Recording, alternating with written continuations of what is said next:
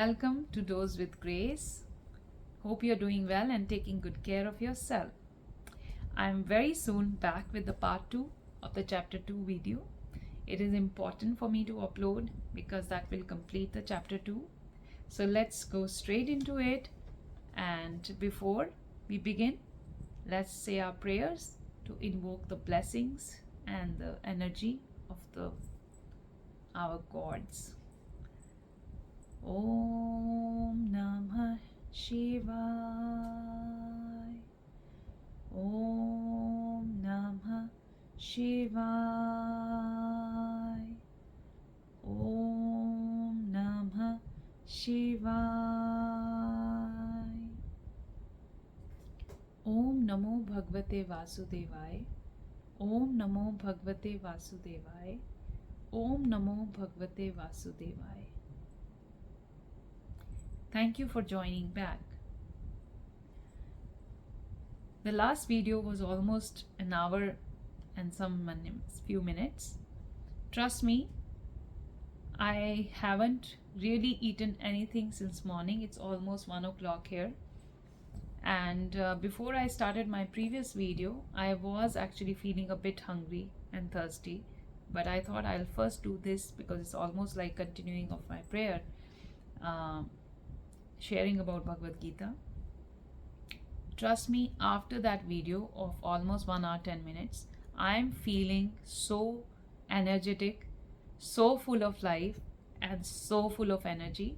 I think this is the blessings of God and His energy that has given me so much of power to continue and finish the chapter 2.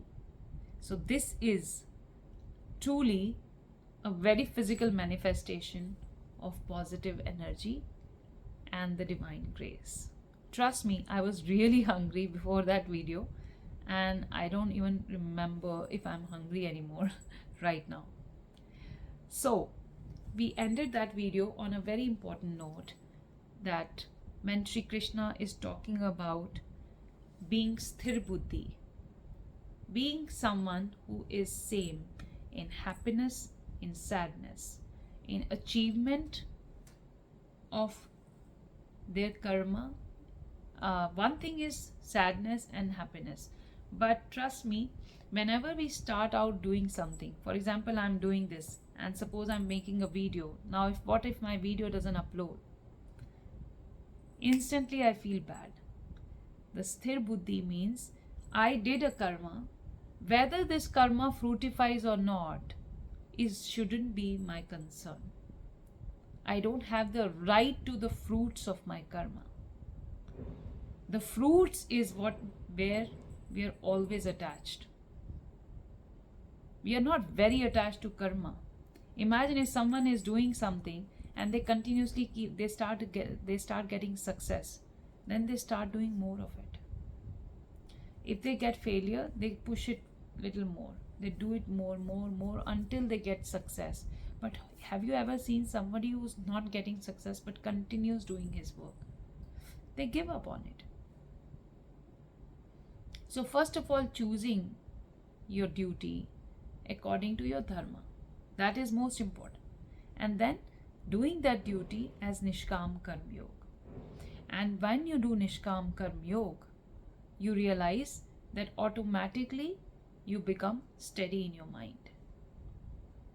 There is so much of that higher taste you develop that itself the duty is self-fulfilling. You must have heard of the word Atmaram from your grandparents or from some learned people. Atmaram means somebody who's happy in the happiness of Atma. And that is one of the shlokas that is mentioned before in Bhagavad Gita chapter 2. If you go back to my previous video, you will be able to know about that. जो आत्मा में आत्मा से ही संतुष्ट है, that is Atmaram. The highest of the highest desires is to fill yourself with the fulfillment of divine, and that is what that person has. So when Sri Krishna is talking about the sthir buddhi, the steady mind and its benefits, and to the point that he says that this is the way to get rid of the life cycle of life and death. Basically, this is the way to get moksha. Then Arjun says he's bewildered. He's like curious. No more bewildered, but now he's becoming curious. He says, "Hey Keshav, समाधि में स्थित स्थिर बुद्धि वाले पुरुष का लक्षण क्या है? What are the significations? What are the signs of this person? और स्थिर बुद्धि पुरुष कैसे बोलता है, कैसे बैठता है, कैसे चलता है? And this person with this kind of a steady mind, what does he talk? How does he sit? What does he speak? How does he walk?" He wants to know everything about this person. So Shri Krishna tells him, the person who's in his heart all the desires that exist, if a person can relinquish, tyag is very different from vairagya. Vairagya means you don't have it. You don't have desire to eat non-veg. But suppose you love non-veg and then you give it up. That is called tyag. You had something, but you are able to overcome that desire. That is called त्याग. So जो मन में स्थित संपूर्ण कामनाओं का त्याग कर देता है, because कामना, desires, to not have desires is impossible. If someone says, how can I achieve it? Yes, I agree with you.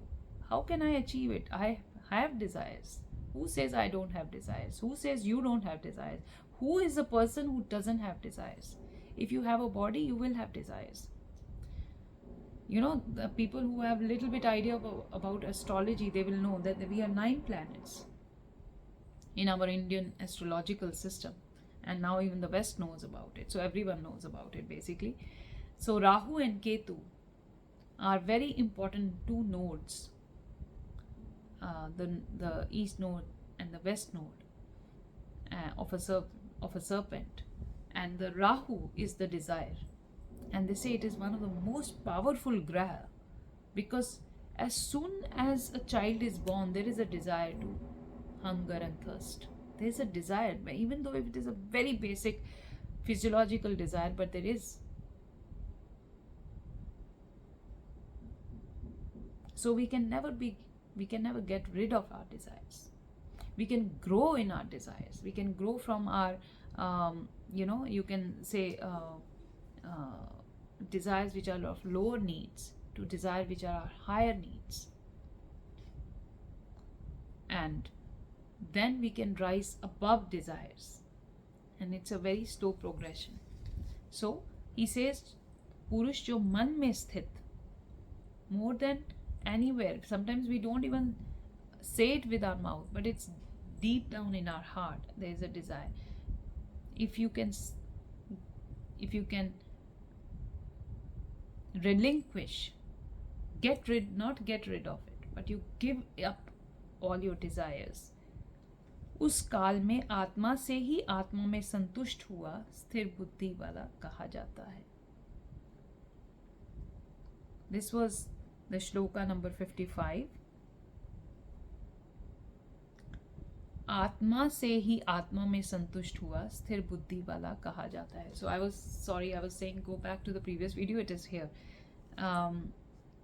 Verse 55 is the Atmara. Who is that? Someone who gives up, who has a capability, who has developed or evolved himself to give up the desires at his will, and who is happy in this, the solace of the soul. That is Atmara.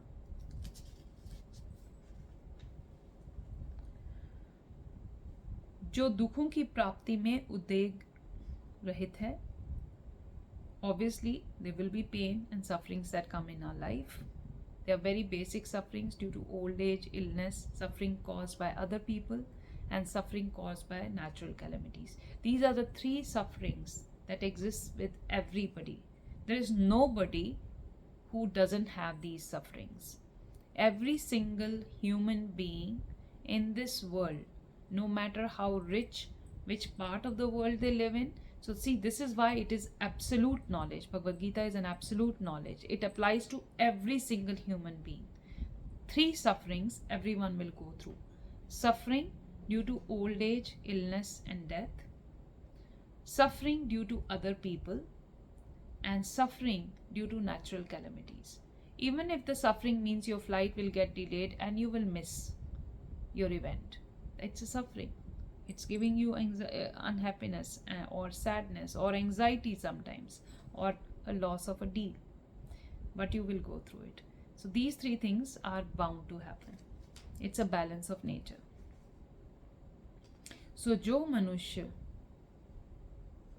सर्वत्र स्नेह रहित हुआ, उन शुभ तथा अशुभ वस्तुओं को प्राप्त होकर ना प्रसन्न होता है ना द्वेष करता है, उसकी बुद्धि स्थिर है। दुखों की प्राप्ति में उद्वेग रहित है मन जिसका, और सुखों की प्राप्ति में दूर हो गई है स्पृहा जिसकी। स्पृहा मीन्स डिजायर। नष्ट हो गए हैं राग, भय और क्रोध जिसके, ऐसा मुनि स्थिर बुद्धि कहा जाता है। Now see, since that time he is explaining what is sthir buddhi, and he is saying any situation that comes from outside or within, if you are able to remain still and you remain stable in that, that is what is called sthir buddhi. That is what is called a person who's in yoga. So if you get something really good and desirable, if you don't become happy, or you don't have aversion to something that you don't like, that is sthir buddhi. और जिस तरह कछुआ अपने अंगों को जैसे समेट लेता है, वैसे ही ये पुरुष जब सब ओर से अपनी इंद्रियों को और इंद्रियों के विषय को समेट लेता है, तब उसकी बुद्धि स्थिर होती है. So if you are able to have a conscious control over your senses, and not just conscious control over your senses, but what those senses do to us. For example, when I look at something, then only I know that it is desirable or not. So when I looked at something and it is undesirable, to be able to even control that what I'm seeing is not giving me, not just shutting my eyes, but also when I shut my eyes, there is a lot that I will see within. To be able to not get controlled, either in happiness, through happiness, or through aversion, through these all 5 senses and what they bring to us. So that is what is explained in next shloka. यद्यपि इंद्रियों के द्वारा विषयों को न ग्रहण करने वाले पुरुष भी कभी विषय से तो निवृत्त होते हैं, परंतु राग नहीं निवृत्त होता, और इन पुरुषों का तो राग भी परमात्मा को साक्षात करके निवृत्त हो जाता है. जैसे कि यत्न करते हुए बुद्धिमान पुरुष के भी मन को ये प्रतमन स्वभाव वाली इंद्रियां बलात्कार लेती हैं. इसलिए मनुष्य को चाहिए कि उन संपूर्ण इंद्रियों को वश में करके समाचित हुआ मेरा परायण स्थित होवे, क्योंकि जिस मनुष्य की इंद्रियां वश में होती हैं उसकी ही बुद्धि स्थिर होती है. सो our sight, our hearing, our taste, our sense of smell and our sense of touch, if these are within your own, within the control, and if you are not letting loose either in the form of what is pleasurable and what is non-pleasurable, if you just do what is right for your senses to do, then that is what is called sthir buddhi. Now he is explaining how deterioration happens because of our senses. मन सहित इंद्रियों को वश में करके मेरे परायण ना होने से मन के द्वारा विषयों का चिंतन होता है. So first step is, whatever our senses indulge into, we start thinking about that. We smell something, it's irritating, we start thinking about what is irritating, why is it irritating. विषयों को चिंतन करने वाले पुरुषों की उन विषयों में आसक्ति होती है, और इस आसक्ति से उन विषयों की कामना उत्पन्न होती है. Now let me explain through an example. I look at something, it is very, very beautiful, pleasing to my eyes. If it is beautiful and pleasing to my eyes, I want to look at it more, or I want to look at it, or I want to acquire it. So there is what that sight, the capability of my sight created a sense of attraction. Through it created a sense of chintan first. It created a sense of thought process, and through that thought process came attraction. I got attracted to it through my thought process. उस आसक्ति से उन विषयों की कामना उत्पन्न होती है. So once I got attracted, there is a lust that develops. And when that lust is not fulfilled, when that desire, and if the desire is extremely high, we can call it a lust. If that is not fulfilled, उसकी कामना में विघ्न पड़ने से क्रोध उत्पन्न होता है. If it is not fulfilled, I become angry. So anger doesn't just come. Anger comes from non-fulfillment of desire. Non-fulfillment of desire comes from, first, attractiveness towards that kind of a desire. And the attractiveness towards that kind of desire comes from thought about that desire. And the thought about that desire comes from either of the five senses that thing came in contact with, either of the five senses. Now once we've reached to the point of anger, because that desire wasn't fulfilled, that anger creates avivek, that creates non-discrimination. When we are angry, we are not discriminating, we are not rational. We lose rationality. That irrationality creates mood bhav. It makes us senseless. And that irrationality makes our understanding, स्मरण शक्ति भ्रमित हो जाती है. Our knowledge, स्मरण means what we knew, all that we knew goes for a toss. Trust me, apply it to yourself. Think of a situation where one led to another in this cascading process, the way it is explained, and you will realize that what you knew completely vanished at the time of your anger. And that knowing, that understanding, when that goes haywire, स्मृति के भ्रमित हो जाने से बुद्धि अर्थात ज्ञान शक्ति का नाश हो जाता है. That is when our knowledge, our wisdom completely goes bankrupt. It completely goes out of the window. And that is exactly what happened to Arjuna. And that is what exactly happens to us. परंतु स्वाधीन अंतकरण वाला पुरुष राग द्वेष से रहित अपने वश में की हुई इंद्रियों द्वारा विषयों को भोगता हुआ अंतकरण की प्रसन्नता अर्थात स्वच्छता को प्राप्त होता है. But स्वाधीन means when you are under the influence of other things, you are called paradhin. When you are under the control of your desires, when you are under the control of perceptions, when you are under the control of what people will say, it could be anything. When you're under the control of what my family will say, others will say, people will say, world will say, my partner will say. But when you're under the control of Swadhin, Swadhin means you're in your Svabhav, which is your eternal state of consciousness. When you are under that influence, that what is right and what is not right, when you're under that kind of mindset of person is away from rag and dvesh. Rag and dvesh mean desire and aversion. Rag means attraction, dvesh means aversion. These are the two things that drive everything in us.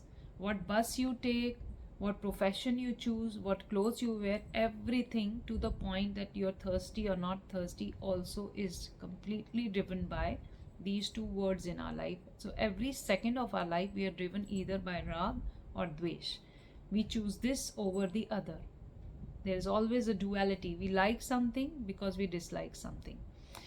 So if we are under that state of complete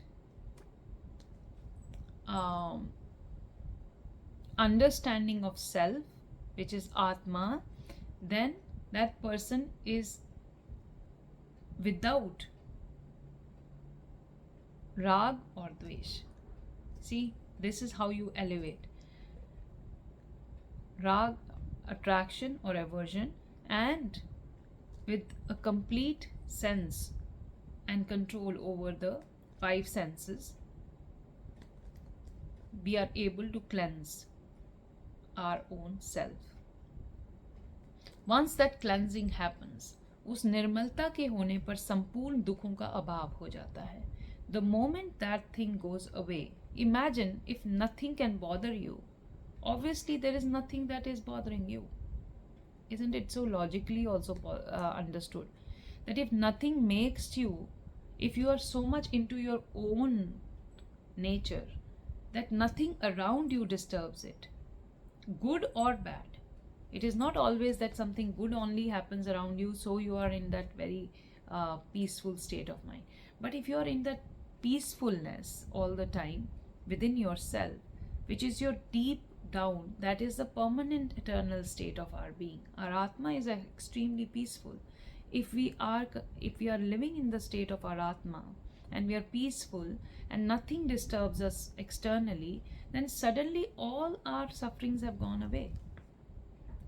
On the physical level, there may be some problem, but it is not making us. Haven't you seen people who are who are not well? But if you ask them, how are you? They say, I'm fine. My body is not well, but I'm fine. There can be someone who can say that I just got a promotion. So how do you feel? Are you feeling great, ecstatic? I'm fine. It's a great thing for my position. It's a great opportunity for my job, and it's a great thing to happen to my family, but I'm fine. In both cases, you can be just in your own state of being, regardless of whether something great happens to you or something very bad happens to you or around you. उस निर्मलता के होने पर इसके संपूर्ण दुखों का अभाव हो जाता है और उस प्रसन्नचित वाले पुरुष की बुद्धि शीघ्र ही अच्छी प्रकार स्थिर हो जाती है. साधन रहित पुरुष के अंतकरण में श्रेष्ठ बुद्धि नहीं होती और उस अयुक्त के अंतकरण में आसक्ति भाव भी नहीं होता और बिना आसक्ति भाव वाले पुरुष को शांति भी नहीं होती और फिर शांति रहित पुरुष को सुख कैसे हो सकता है. If there is no steadiness in mind, there will be something that will come and make you happy. There will be something that will make you sad. So once that happens, there cannot be a there cannot be a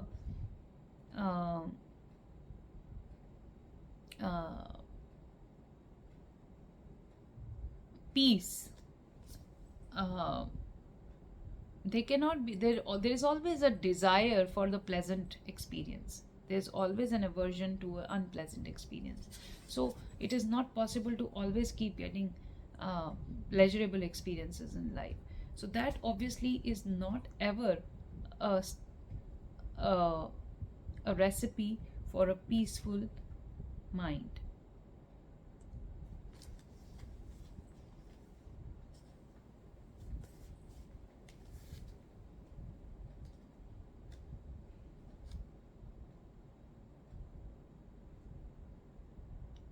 So I'll read this 70th verse.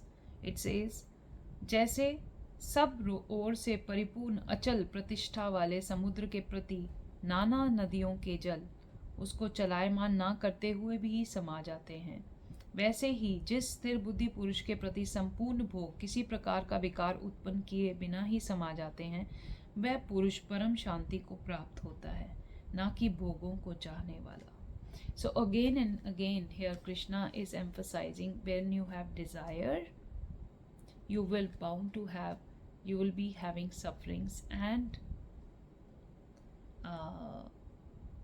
happiness. So happiness is just like duality, there will be happiness, there will be sadness.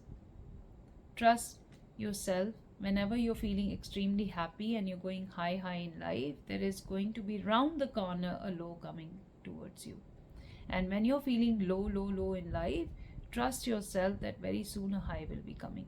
That dichotomy, that duality will exist. However, just like I think in the previous video also I shared, just like achal pratishtha wale. Achal means which doesn't move. Ocean doesn't increase in size, doesn't decrease in size because of the rivers entering it. It doesn't make it start working, it doesn't stop its working. There is no difference that literally you can see in an ocean, even though many types of rivers enter into it. Just like that, the person who is a steady mind rests in the deep knowledge of self, finds the param shanti and the param the highest level of peace, which not ever a person who's bhogi or wanting to fulfill things in life will ever achieve. क्योंकि जो पुरुष संपूर्ण कामनाओं को त्याग कर ममता रहित और अहंकार रहित, प्रहार रहित हुआ बढ़ता है, वह शांति को प्राप्त होता है। हे अर्जुन, इस ब्रह्म को प्राप्त हुए पुरुष की स्थिति है। इसको प्राप्त होकर कभी भी योगी मोहित नहीं होता है और अंत काल में भी इस निष्ठा में स्थिर होकर ब्रह्मानंद को प्राप्त हो जाता है।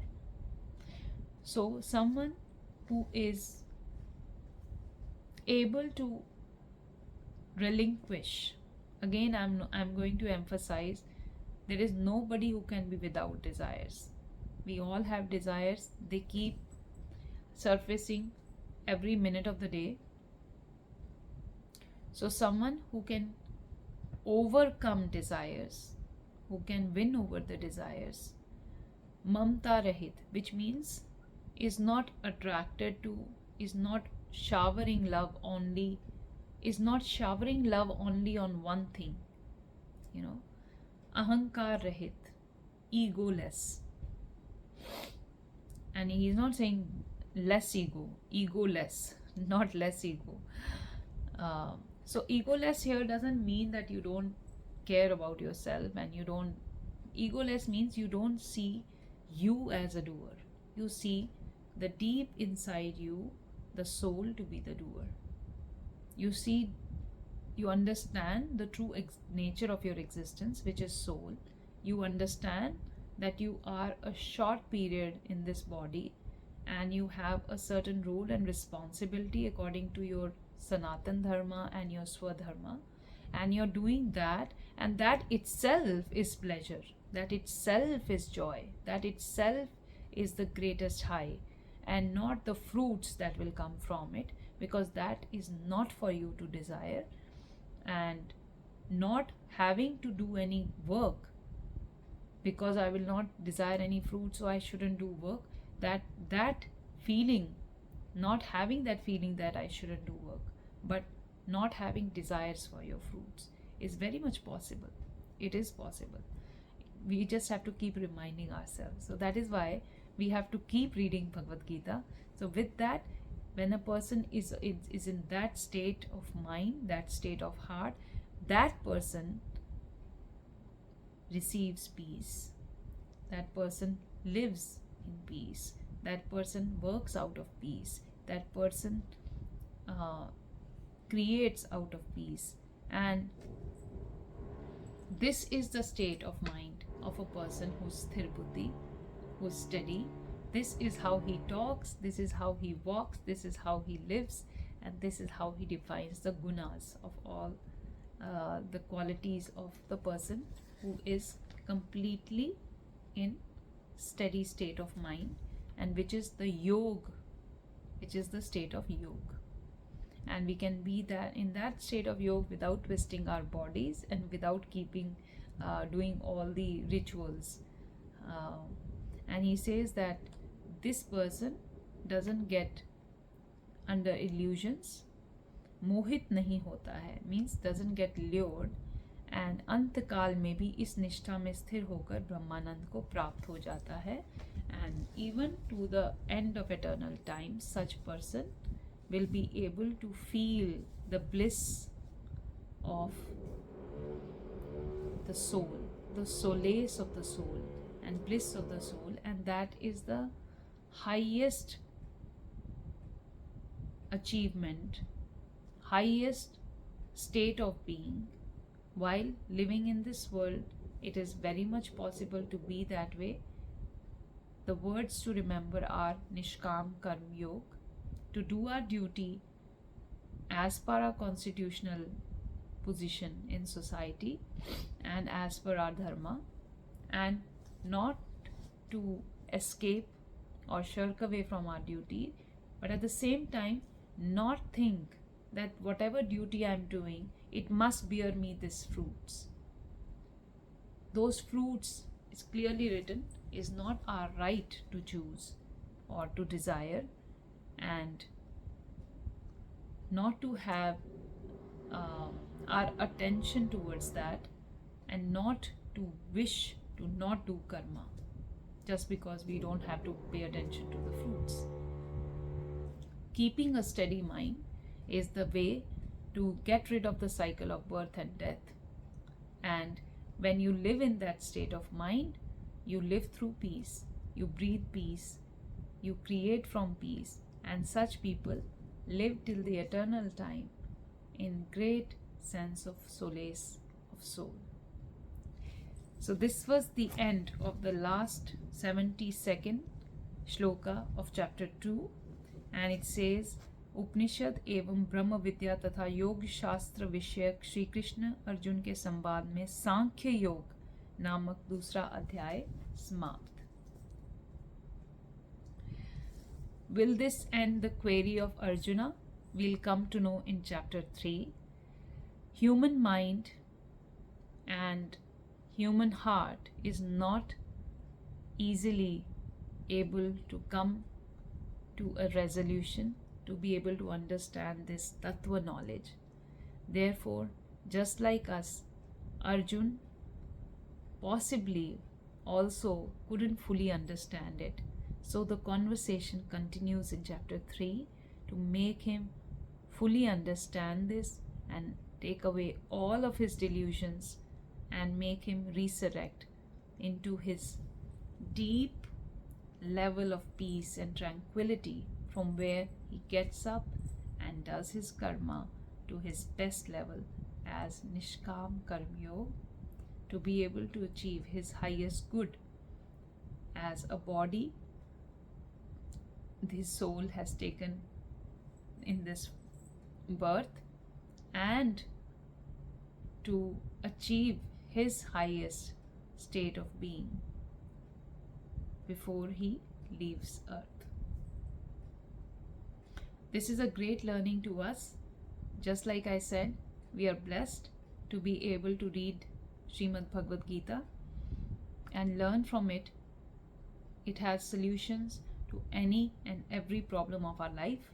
So pick up this book, read it chapter by chapter. I would highly encourage, especially people of my age, to read this, because once you read it, you will develop a taste for it. You will understand the significance and importance of it in your life, how much it has improved your life, and therefore you will start sharing to your children. Have conversations with your children, make them read as well. It is very simple, very easy to read, highly prolific, transcendental knowledge that elevates your life to another level, which truly you will have only yourself to thank for. With that, I come to the conclusion of the part 2 of the chapter 2 of Bhagavad Gita. I look forward to sharing my learnings with you of chapter 3 of Bhagavad Gita real soon. So see you in the next video. Let's conclude this with the 2 Maha Mantras that are highly energizing for all of us. Om Namah Shivaya. Om Namo Bhagavate Vasudevaya.